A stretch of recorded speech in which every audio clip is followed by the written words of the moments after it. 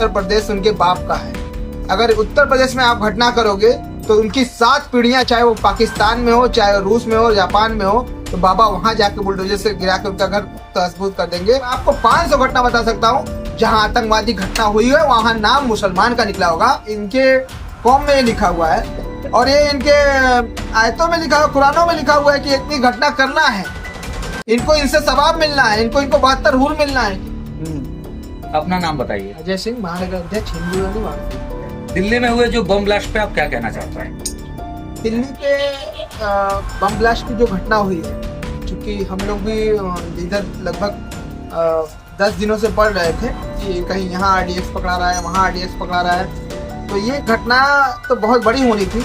क्योंकि ये अभी लगभग 15 सालों में, जब चूंकि भारतीय जनता पार्टी आदरणीय नरेंद्र मोदी जी का सरकार है, उत्तर प्रदेश में परम पूज्य योगी आदित्यनाथ जी की सरकार है, तो ये घटना तो वो 15 सालों से करना चाहते थे और कहीं ना कहीं ये थोड़ी चूक हुई है। लेकिन हमारे शासन, हमारे प्रशासन, हमारे IB LIU सारे लोग मुस्तैद हैं।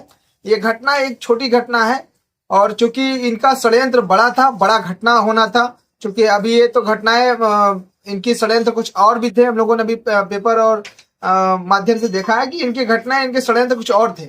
अच्छा, अभी सूत्रों से जानकारी मिली है कि जो दिल्ली में बम फटा है वो ब्लास्ट अयोध्या और वाराणसी जैसे शहरों में, धार्मिक शहरों में होने वाला था, तो इस पर क्या कहेंगे?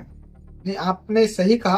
क्योंकि ये तो षड्यंत्र उनका चल रहा था बहुत दिनों से, ये ऐसे षड्यंत्र थे।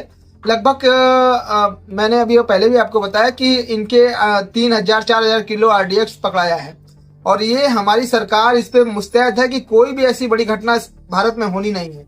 लेकिन कहीं ना कहीं इसमें जो है वो अपना थोड़े छोटी मोटी घटना करने के लिए घटना हो गई। और रह गई बात वाराणसी, प्रयागराज, अयोध्या, तो उनको ये पता होना चाहिए कि उत्तर प्रदेश उनके बाप का है। योगी आदित्यनाथ जी यहाँ के मुखिया हैं। अगर उत्तर प्रदेश में आप घटना करोगे तो उनकी 7 पीढ़ियां, चाहे वो पाकिस्तान में हो, चाहे रूस में हो, जापान में हो, तो बाबा वहां जाके बुलडोजर से गिरा के उनका घर तहस-नहस कर देंगे। वो इसलिए उत्तर प्रदेश में ये घटना नहीं कर पाएंगे।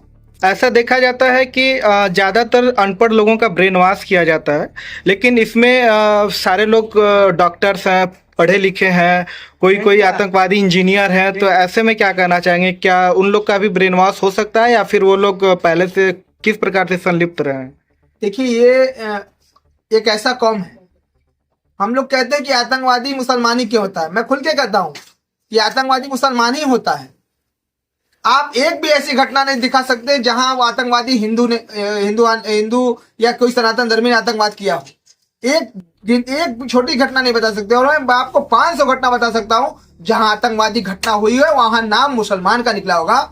और पूर्व की सरकारों ने आपको मैं बता दूंगा कि जितनी घटना होती थी, आप 15 सालों में एक भी बम ब्लास्ट का घटना नहीं बता सकते हमें। लेकिन इसके 15 साल पहले जाएंगे तो हर महीने एक बड़ी घटना होती थी। बम ब्लास्ट का होता था, लूट का होता था, बड़े आतंकवादी हमले होते थे, हाईजैक होते थे, प्लेन हाईजैक होते थे, आतंकवादी खुलेआम घूमते थे। लेकिन आज ऐसी घटना नहीं है। ये उत्तर प्रदेश और भारत जो है, प्रधानमंत्री आदरणीय नरेंद्र मोदी जी का देश है। इसमें एक घटना करने से पहले आपको 1000 बार सोचना होगा। लेकिन ये आप सोचिए कि इनका षड्यंत्र बहुत बड़ा था। और रह गई जो इतने बड़े डॉक्टर, मैं इनके कौम में लिखा हुआ है और ये इनके आयतों में लिखा हुआ, कुरानों में लिखा हुआ है कि इतनी घटना करना है, इनको इनसे सवाब मिलना है, इनको 72 हूर मिलना है। किनको मिलना है 72 हूर? 72 हूर किसको मिलना है?